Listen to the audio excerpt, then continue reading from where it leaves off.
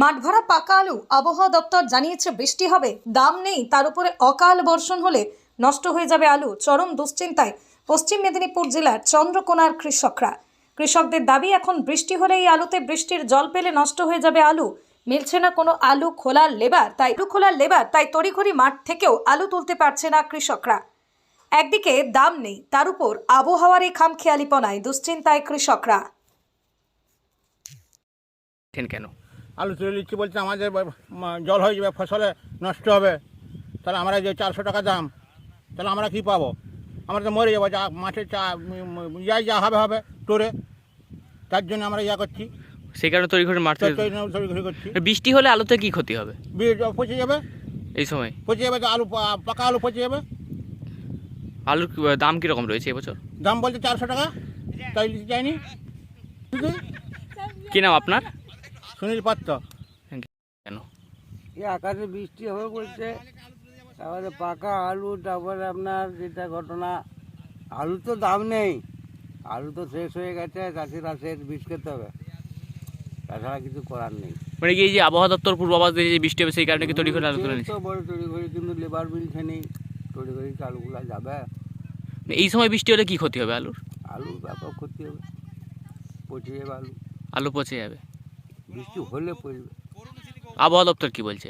আবহাওয়া দপ্তর বলছে বৃষ্টি হবে, কিন্তু কতটা হবে কি করে বলবো। আর সব দিকে তাহলে দুশ্চিন্তা রয়েছে। দুশ্চিন্তা মানে বছর 3টা মানে বীজ খেতেই হবে, কিছু করার নেই। আপনার নাম? আমার নাম বনমালী মাল।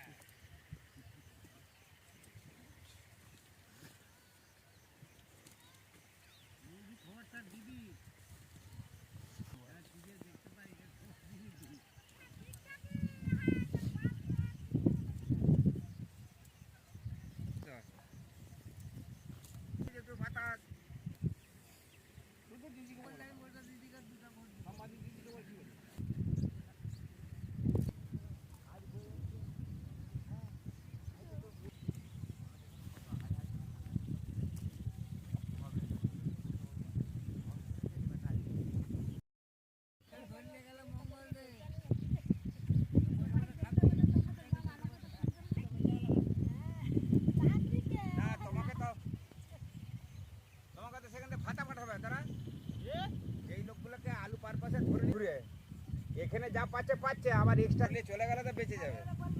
এখন যদি আমাকে টাকাটা তো আসবে, হচ্ছে ছাড়া শুরু করে দিয়েছে।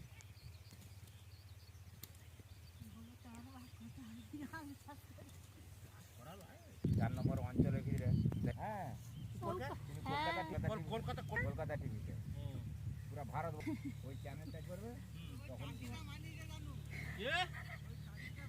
কিছু হয়।